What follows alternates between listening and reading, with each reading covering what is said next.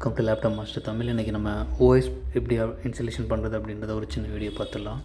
So boot பண்ணோன்னு first வர இது விண்டோ ஸ்க்ரீனில் நம்ம சூஸ் பண்ண வேண்டியது என்ன அப்படின்னா, நம்மளோட கண்ட்ரி ரீஜியன் அப்படின்றத நம்ம வந்து சூஸ் பண்ணோம். அதுக்கு முன்னால் இந்த பென்ட்ரைவை பூட் பண்ணுறது எப்படி அப்படின்றது வீடியோ நம்ம போட்டிருக்கோம். அது பார்க்காதவங்க அதில் பார்த்துக்கோங்க. ஸோ என்ன ஓஎஸ் இன்ஸ்டலேஷன் பண்ணலாம் அப்படின்றது உங்களோட லேப்டாப்பை பொறுத்து நீங்கள் என்ன பண்ணலாம் அப்படின்னா அதை இன்ஸ்டலேஷன் பண்ணிக்கோங்க. இதில் வந்து I don't have product key அப்படின்னு கொடுத்துக்கோங்க. இன்கேஸ் உங்கள்கிட்ட ப்ராடக்ட் கீ இருந்துச்சு அப்படின்னா அதில் என்டர் பண்ணிக்கலாம். அண்ட் நான் வந்து ப்ரோ வந்து சூஸ் பண்ணிக்கிறேன். இன்கேஸ் வந்து நீங்கள் ப்ரொஃபஷனல் வேண்டாம், வேறு ஏதாவது எனக்கு எடிஷன் வேணும் அப்படின்னா அதை நீங்கள் சூஸ் பண்ணிக்கலாம். ப்ரொஃபஷனலாக நமக்கு தேவையான எல்லாமே அதில் ஈஸியாக கிடச்சிடும். எல்லா சாஃப்ட்வேருக்கும் கொஞ்சம் ஈஸியாக இருக்கும்.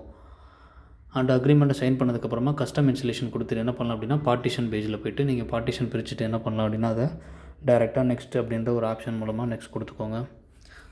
அண்ட் இந்த இடத்துல நம்ம கொஞ்சம் வெயிட் பண்ணி தான் ஆகணும். இதுவரை நடக்கிற ப்ராசஸ் எல்லாமே பென்ட்ரைவ்லேருந்து நடக்கிற ப்ராசஸ் அப்படின்றதுனால எதையுமே நீங்கள் எக்காரணத்தை கொண்டு பென்ட்ரைவ் மட்டும் ரிமூவ் பண்ணிட வேண்டாம்.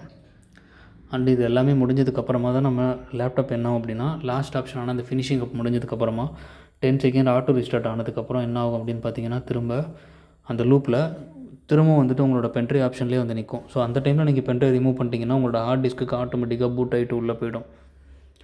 ஸோ அது ரீஸ்டார்ட் ஆனதுக்கப்புறம் தான் நீங்கள் என்ன பண்ணணும் அப்படின்னா உங்களோட பென்ட்ரைவ் வந்து ரிமூவ் பண்ணணும். ஸோ இப்போ இது எல்லாமே காப்பி ப்ராசஸ் வந்து நடந்துகிட்ருக்கு. அதாவது நம்ம பென்ட்ரைவில் நம்ம பூட் பண்ணி வச்சு அந்த ஓஎஸோட ஒட்டுமொத்த டேட்டாவும் நம்மளோட ஹார்ட் டிஸ்கில் என்ன ஆகும் அப்படின்னு பார்த்தீங்கன்னா, இப்போது ஃபுல்லாக உள்ளுக்குள்ளே சேவ் ஆகிட்டுருக்கு. ஸோ அது வரை நம்ம என்ன பண்ணணும்னா கொஞ்சம் வெயிட் பண்ணி ஆகணும். அண்டு பேட்ரி பேக்கப் கொஞ்சம் வச்சுக்கோங்க. நீங்கள் ஓஎஸ் போடுற மாதிரி இருந்தால், இல்லை அப்படின்னா நீங்கள் அடாப்டர் வந்து கனெக்ட் பண்ணி வச்சுக்கோங்க. அண்டு ஓஎஸ் இன்ஸ்டலேஷன் பொறுத்தவரை ஒரு 8th ஜென்னுக்கு மேலே நீங்கள் வச்சுருக்கீங்க லேப்டாப் அப்படின்னா நீங்கள் விண்டோஸ் 11 போய்ட்டுங்க, பெஸ்ட்டு ஆப்ஷனாக இருக்கும். அதுக்கு கீழே இருந்தாலும் நம்ம 11 இன்ஸ்டால் பண்ணி யூஸ் பண்ண முடியும், பிரச்சனை இல்லை. பட் சிஸ்டம் வந்து ரொம்ப ஸ்லோவாக இருக்கும். இல்லை என்னோடய லேப்டாப் வந்து டூவல் கோரில் இருக்குது, பென்டியம் ப்ராசஸர் அல்லது செல்ரானா இருக்குது, இல்லை ஃபஸ்ட்டு ஜென் செகண்ட் ஜென் அந்த மாதிரி நான் வந்து லோ ஸ்பெக்கில் உள்ளதான் யூஸ் பண்ணுறேன் அப்படின்னு நீங்கள் ஃபீல் பண்ணுறீங்க அப்படின்னா, உங்களோட லேப்டாப் லான்ச் ஆகும்போது அதுக்குன்னு கஸ்டமைஸ் பண்ணி என்ன பண்ணியிருப்பாங்கன்னா ஒரு ஓஎஸ் வந்து அவங்களே கொடுத்துருப்பாங்க கம்பெனிலேருந்து. அது விண்டோஸ் 7ஆவோ விண்டோஸ் 8.1ஆவோ இருக்கலாம். ஸோ அந்த மாதிரி டைமில் அவங்க என்ன ஓஎஸ் வந்து அந்த லேப்க்கு இன்ஸ்டலேஷன் பண்ணாங்களோ அதே ஓஎஸை நீங்கள் வந்து என்ன பண்ணலாம் அப்படின்னா ரீஇன்ஸ்டால் பண்ணி யூஸ் பண்ணலாம். அல்லது உங்களோட கஸ்டமர் கேட்டாங்கன்னா கூட அவங்களுக்கு அந்த மாதிரி விண்டோஸ் வந்து நீங்கள் அந்த ஓஎஸ் வந்து நீங்கள் அவங்களுக்கு சஜஸ்ட் பண்ணலாம். For example Windows first gen second gen use பண்ணுறாங்க அப்படின்னு வச்சுக்கோங்களேன் அவங்களோட லேப்டாப்பில். அப்போ அந்த மாதிரி லேப்டாப்பில் இப்போ கஸ்டமர் வந்து எனக்கு வந்து 10 கொடுத்துருங்க 11 கொடுத்துருங்கன்னு கேட்டாங்கன்னா அந்த இடத்துல அது வந்து ரொம்ப கஷ்டமாக இருக்கும் அந்த ஓஎஸ் வந்து ரன் பண்ணுறதுக்கு. ஸோ பெட்டர் ஆப்ஷன் அந்த ஜென்ரேஷனுக்கு என்ன ஓஎஸ் வந்து அந்த லேப்டாப் லான்ச் ஆகும்போதே அவங்க கொடுத்தாங்க, அந்த கம்பெனிலேருந்து வந்திருக்கு அப்படின்றத பார்த்துட்டு நீங்கள் என்ன பண்ணலாம் அப்படின்னா தாராளமாக அந்த ஓஎஸே அவங்களுக்கு இன்ஸ்டலேஷன் பண்ணி கொடுக்கலாம். அதுக்கான சைட்டை வந்து நிறையா இருக்குது. நீங்கள் filescr.comல போய் எடுத்துக்கலாம். அப்படி இல்லைனா GetMTPCயில் டவுன்லோட் பண்ணிக்கலாம். இன்டர்நெட் ஆர்ச்சிவில் போய்ட்டு எடுத்துக்கலாம். அந்த மாதிரி நிறையா சாஃப்ட்வேர்ஸ் வந்து நம்ம எடுக்கிறதுக்கான சைட்ஸ் நிறையாவே அவைலபிள் இருக்குது. அதில் போய்ட்டு நம்ம என்ன பண்ணலாம்னா நமக்கு தேவையான சாஃப்ட்வேர்ஸ் வந்து நம்ம டவுன்லோட் பண்ணிக்கலாம். அண்ட் அவங்களுக்கு அந்த மாதிரி விண்டோஸ் 8 7 நீங்கள் கம்மியான ஓஎஸ் டவுன்லோட் பண்ணுறது மூலமாக அவங்களோட லேப்டாப்புக்கு அது யூஸ் பண்ணும்போது கொஞ்சம் யூசர் ஃப்ரெண்ட்லியாக இருக்கும், கொஞ்சம் ஃபாஸ்ட்டாகவும் யூஸ் பண்ணும்போது தெரியும். அண்ட் அதுலேயே நம்ம விண்டோஸ் 10 ரன் பண்ணுறோன்னு வச்சுக்கோங்களேன், கொஞ்சம் ஸ்லோவாக இருக்கிற மாதிரி ஃபீல் ஆகும். அண்ட் ரேமை பொறுத்தவரை மினிமம் ஒரு 4 ஜிபியாவது வச்சுக்க சொல்லுங்கள். விண்டோஸ் 7 அவங்க வந்து ஒரு 8 யூஸ் பண்ணுறாங்க அப்படின்னா, ஒரு 10 யூஸ் பண்ணுறீங்க அப்படின்னா 4 ஜிபியில் கொஞ்சம் ஸ்லோவாக இருக்கும். மினிமம் ஒரு 8 ஜிபி வச்சு யூஸ் பண்ணுறீங்க அப்படின்னா ஓரளவு கொஞ்சம் ஸ்பீடை வந்து எதிர்பார்க்க முடியும். அண்ட் இந்த இடத்துல நமக்கு இந்த பர்சன்டேஜ் எல்லாமே ஃபுல்லாக கம்ப்ளீட் ஆகிற வரை நம்ம வெயிட் பண்ணணும். ஸோ எல்லாமே ப்ராப்பராக வரணும். இன்கேஸ் வந்து இந்த பர்சன்டேஜ் ரன் ஆகும்போது உங்களுக்கு வந்து பாதியிலே நிற்குதுன்னு வச்சுக்கோங்க, அல்லது இந்த இடத்துல ஏதோ ஒரு எரர் அடிக்குது அப்படின்னா உங்களோட ஹார்ட் டிஸ்கோட ஹெல்த்தை நீங்கள் செக் பண்ண வேண்டியது ரொம்ப ரொம்ப முக்கியம். இதுவே நீங்கள் ஒரு கஸ்டமருக்கு இன்ஸ்டலேஷன் பண்ணி கொடுக்குறதா இருந்தாலும் சரி, இல்லை உங்களோட ஓன் பிசியில் நீங்கள் இன்ஸ்டால் பண்ணுறதா இருந்தாலும் சரி தான், அடிக்கடி வந்து இந்த எரரை ஃபேஸ் பண்ணுறீங்க. ஓஎஸ் இன்ஸ்டலேஷன் பண்ணும்போது உங்களுக்கு வந்து காப்பி ஆகும்போது ஃபைல் வந்து ஒரு பர்சன்டேஜ்க்கு மேலே எனக்கு போகலை, அதுலேயே வந்து ரொம்ப நேரமாக வந்து நின்றுட்டே இருக்குது அப்படின்னா அந்த இடத்துல நீங்கள் உங்களோட ஹார்ட் டிஸ்கோட ஹெல்த்தை நீங்கள் செக் பண்ணி பார்க்கலாம். அதுக்கு ஹார்ட் டிஸ்க் சென்டினல் அப்படின்னு சொல்லிட்டு ஒரு சாஃப்ட்வேர் மூலமாக கூட நீங்கள் என்ன பண்ணலாம்னா உங்கள் ஹார்ட் டிஸ்கோட ஹெல்த் எப்படி இருக்குன்னு பார்க்கலாம். அல்லது கிறிஸ்டல் டிஸ்க் இன்ஃபோ அப்படின்னு சொல்லிட்டு ஒரு சாஃப்ட்வேர் இருக்குது. அதையும் நீங்கள் இன்ஸ்டலேஷன் பண்ணி உங்களோட ஹார்ட் டிஸ்க் வந்து குட்டில் இருக்கா அல்லது காஷனில் இருக்கா அப்படின்றத வச்சு நீங்கள் என்ன பண்ணலாம் அப்படின்னா உங்களோட ஹார்ட் டிஸ்கில் நீங்கள் ஓஎஸ் இன்ஸ்டலேஷன் பண்ணலாமா வேணாமா அப்படின்றத டிசைட் பண்ண முடியும்.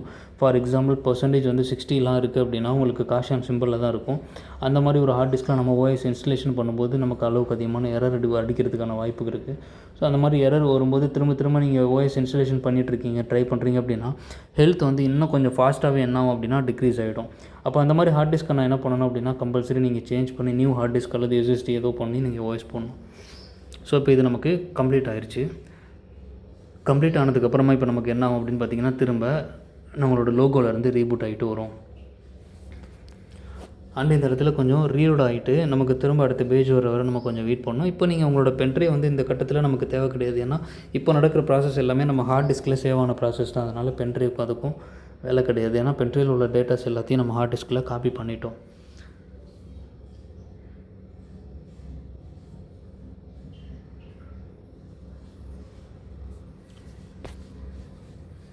ஸோ இன்ஸ்டலேஷன் பண்ணதுக்கப்புறமா ஃபார் எக்ஸாம்பிள் விண்டோஸ் 11 பார்த்தீங்க அப்படின்னா சம் டேட்டாஸ் வந்து நமக்கு வராது. இப்போ விண்டோஸ் 10 வந்து கொடுத்துக்கலாம். ஃபார் எக்ஸாம்பிள் சில டிரைவர்ஸ் வந்து அதில் நார்மலாகவே இருக்காது.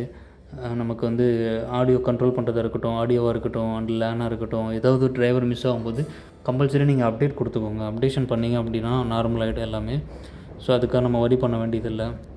எனி ஓஎஸ் நீங்கள் இன்ஸ்டாலேஷன் பண்ணி முடிச்சதுக்கப்புறம் அதில் இருக்கிற அப்டேட்டை ஃபுல்லாகவே நீங்கள் கம்ப்ளீட் பண்ணிக்கோங்க. அதுதான் பெஸ்ட் ஆப்ஷனாக இருக்கும். அப்டேட் இல்லாமல் நம்ம யூஸ் பண்ணுறோம் அப்படின்னா அது மூலமாக ஏதாவது ஒரு பக் இருக்கும், நமக்கு ஏதாவது ஒரு டிரைவரோ ஏதோ ஒரு விஷயம் வந்து நமக்கு ப்ராப்பராக ஒர்க் பண்ணாமல் போயிடும். அதுக்காக நம்ம ஹார்ட்வேர் சர்வீஸ் பண்ணணும் அப்படின்ற அவசியமே கிடையாது. ப்ராப்பராக நீங்கள் விண்டோஸ் அப்டேட் பண்ணிங்கனாலே போதும், எல்லாமே நார்மல் ஆகிடும். அண்ட் கெட்டிங் டிவைஸ் ரெடி அதுக்கப்புறமா நமக்கு சம் பர்சன்டேஜில் வந்து ஃபுல்லாக ரன் ஆகும். அதெல்லாம் முடிஞ்சு நமக்கு அடுத்த ப்ராசஸ் வர நம்ம கொஞ்சம் இதில் வெயிட் பண்ணணும்.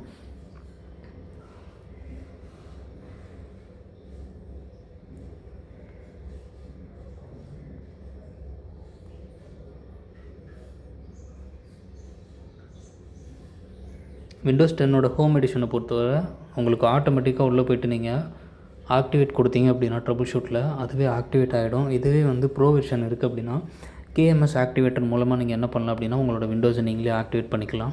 கேஎம்எஸ் ஆக்டிவேட்டர் நீங்கள் டவுன்லோட் பண்ணுறதுக்கு டேரெக்டாக fileshare.comனு சொன்னேன் இல்லையா, அதிலே போய்ட்டு நீங்கள் டவுன்லோட் பண்ணிக்கலாம். அது மூலமாக உங்களுக்கு அது என்ன ஆகும் அப்படின்னு பார்த்தீங்கன்னா உங்கள் விண்டோஸ் வந்து ஆக்டிவேட் ஆகிடும் ஆட்டோமேட்டிக்காக. விண்டோஸ் ஹஸ் பீன் ஆக்டிவேட்டட் அப்படின்னு சொல்லிட்டு அதில் வரும். அண்ட் நமக்கு தேவையான சாஃப்ட்வேர்ஸையும் நம்ம என்ன பண்ணலாம் அப்படின்னா நம்ம ஒன் பை ஒன்னாக டவுன்லோட் பண்ணிக்கலாம். மெயினாக ஒரு கஸ்டமருக்கு ஓஎஸ் இன்ஸ்டலேஷன் பண்ணி கொடுக்குறீங்க அப்படின்னா அது கூட எம்எஸ் ஆஃபீஸும் அவங்களுக்கு இன்ஸ்டால் பண்ணி கொடுத்துருங்க. ஸோ கம்பல்சரி அவங்களுக்கு அது தேவைப்படும். அண்ட் பிடிஎஃப் ரீடரும் நீங்கள் அது கூட டவுன்லோட் பண்ணி கொடுத்துருங்க. அவங்க வந்து பிடிஎஃப் வந்து ஓப்பன் பண்ணுறதுக்கு அதுவும் யூஸ்ஃபுல்லாக இருக்கும். பிடிஎஃப் ரீடரில் நிறையா இருக்குது. அடோப் ரீடர் ஓப்பன் பண்ணிக்கலாம், அதே மாதிரி ஃபாக்ஸெட் ரீடர் யூஸ் பண்ணிக்கலாம். ஸோ அந்த மாதிரி நிறையா நீங்கள் பிடிஎஃப் யூஸ் பண்ணுறதுக்கு தேவையான சாஃப்ட்வேர்ஸும் அவங்களுக்கு கஸ்டமைஸ் பண்ணி கொடுத்துருங்க. அண்ட் கூகுள் குரோம் கம்பல்சரி உங்களுக்கு தேவைப்படும். பழைய ஓஎஸ்ஆர் இருந்துச்சுன்னா இன்டர்நெட் எக்ஸ்ப்ளோரர் தான் இருக்கும். விண்டோஸ் 7 8 இருந்ததுன்னா விண்டோஸ் 10 பொறுத்தவரை நமக்கு வந்து 10 இருக்குது அப்படின்னா அதில் வந்து நமக்கு இன்டர்நெட் எக்ஸ்ப்ளோரர் இருக்காது. அதுக்கு பதிலாக மைக்ரோசாஃப்ட் தான் கொடுத்துருப்பாங்க. அதில் ப்ரௌசர் தான் அதில் யூஸ் பண்ணுற மாதிரி கொடுத்துருப்பாங்க. மைக்ரோசாஃப்ட் எட்ஜ் அப்படின்ற ப்ரௌசர் இருக்கும். ஸோ அதை விட நமக்கு கூகுள் குரோம் அப்படின்றது கொஞ்சம் யூசர் ஃப்ரெண்ட்லியாக இருக்கும். ஏன் அப்படின்னா அதில் நம்ம ஜிமெயிலையும் சைன்இன் பண்ணி வச்சுக்கலாம் அப்படின்றதுனால தான்.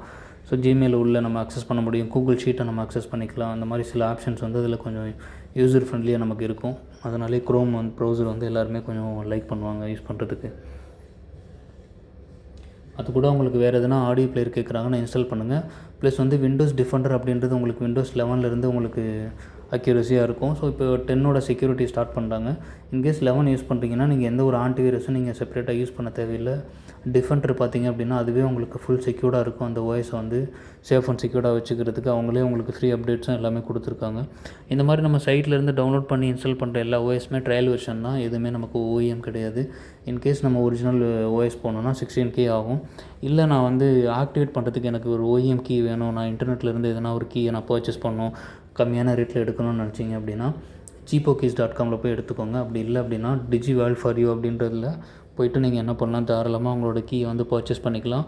300 to 400 rupees வரும். அந்த கீயை நீங்கள் இன்ஸ்டலேஷன் பண்ணி யூஸ் பண்ணிக்கோங்க. அதில் எம்எஸ் ஆஃபீஸும் கொடுத்துருப்பாங்க. அதே மாதிரி ஆன்டிவைரஸ் யூஸ் பண்ணுறதுக்கும் இருக்கும், கேமிங்க்கும் கொடுத்துருப்பாங்க. அந்த மாதிரி இல்லை GTA 5 அந்த மாதிரி கேம் நீங்கள் விளாடணும் அப்படின்னு நினச்சிங்கனாலும் அதிலே போய்ட்டு நீங்கள் ப்ரௌஸ் பண்ணி யூஸ் பண்ணிக்கலாம். இப்போ கிராக்டு வெர்ஷனும் நிறையவே வந்துருச்சு. ஸோ கிராக்டும் யூஸ் பண்ணுறாங்க. பெட்டர் நீங்கள் இந்த மாதிரி ஒரு கீ மூலமாக ஆக்டிவேட் பண்ணி ஒரிஜினலாகவே யூஸ் பண்ணிக்கோங்க. நிறைய கிராக்டு வெர்ஷன் எதையும் யூஸ் பண்ண வேண்டாம். இன்கேஸ் நம்ம டேட்டா லாஸ்ட் ஆகிடுச்சு அப்படின்னா நமக்கு தான் ரொம்ப கஷ்டமாக இருக்கும். அதே மாதிரி டேட்டா பேக்கப் பண்ணுறது எப்படி, டேட்டா ரெக்கவரி மூலமாக எப்படி எடுக்கணும் அப்படின்றதையும் நான் உங்களுக்கு அடுத்த வீடியோவில் அப்டேட் பண்ணுறேன். அண்ட் இப்போ நான் சொன்ன ஹார்ட் டிஸ்க்கு ஹெல்த்தை வந்து செக் பண்ணுறதா இருக்கட்டும், அண்ட் சாஃப்ட்வேர் வந்து டவுன்லோட் பண்ணுற சைட்ஸாக இருக்கட்டும், அதேமாதிரி நான் உங்களுக்கு ஒரு வீடியோவாக நான் அப்லோட் பண்ணுறேன்.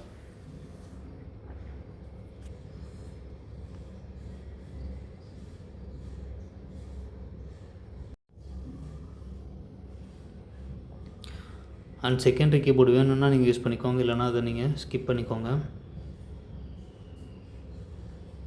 இப்போ உங்களோட இன்டர்நெட் கனெக்ட் பண்ண சொல்லும். So I don't have internet அப்படின்னு கொடுத்து நீங்கள் என்ன பண்ணுங்கள், அதை ஸ்கிப் பண்ணிக்கோங்க. அண்டு கண்டினியூ வித் லிமிடெட் செட்டப்பை வந்து கிளிக் பண்ணிக்கோங்க. ஸோ அதில் நம்ம வைஃபை கனெக்ட் பண்ணி உள்ளே போனோம் அப்படின்னா நம்மளோட மைக்ரோசாஃப்ட்லாம் லாகின் பண்ண சொல்லும். அடுத்தடுத்து பேஜ் போயிட்டே இருக்கும் அது. அண்ட் அப்டேஷன் பண்ணுற மாதிரி ஆப்ஷன்ஸ்லாம் வரும். ஸோ அதனால் அது எல்லாத்தையுமே ஸ்கிப் பண்ணிக்கோங்க.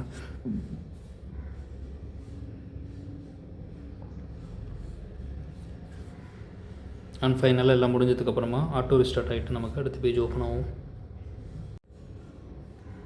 தென் இப்போ நம்ம பிசியோட யூசர் நேம் என்ன அப்படின்னு கேட்கும்போது நீங்கள் ஒரு யூசர் நேம் கொடுத்துக்கோங்க. இதுவே கஸ்டமர் பிசியாக இருந்துச்சு அப்படின்னா நீங்கள் அட்மின் அப்படின்னு யூஸ் பண்ணிக்கோங்க. இல்லை கஸ்டமரோட நேம் உங்களுக்கு தெரியுது அப்படின்னா அவங்களோட நேமை வந்து நீங்கள் தாராளமாக அதில் என்ட்ரு பண்ணி நெக்ஸ்ட் கொடுத்துக்கோங்க. இன்கேஸ் அவங்களுக்கு பாஸ்வேர்டு வேணும்னா போட்டுக்கோங்க, இல்லைனா நீங்கள் நெக்ஸ்ட் கொடுத்துட்டிங்கன்னா வித்தவுட் பாஸ்வேர்டில் அது என்ன ஆகுனா ஆட்டோமேட்டிக்காக க்ரியேட் ஆகிட்டு உள்ளே போயிடும். ஸோ தென் வந்து உங்களோட ப்ரைவசி செட்டிங் எல்லாம் அக்செப்ட் பண்ணிக்கோங்க. எல்லாத்துக்குமே நீங்கள் அக்செப்ட் கொடுத்துக்கோங்க. இதுக்கும்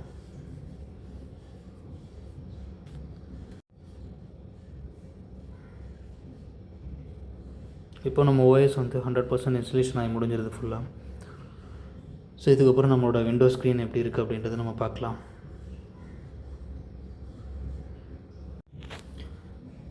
ஸோ இது நம்மளோட ஃபைனல் மூமெண்ட்டு. இதுக்கப்புறம் நமக்கு விண்டோஸ் ஸ்க்ரீனில் வந்துடும். ஆல்மோஸ்ட் தேர். எஸ், இப்போ நம்மளோட விண்டோஸ் ஸ்க்ரீன் வந்து ஓப்பன் ஆகிடுச்சு. இப்போ நமக்கு தேவையான சாஃப்ட்வேர்ஸ் வந்து டவுன்லோட் பண்ணிக்கலாம். தேங்க்ஸ் ஃபார் வாட்சிங்.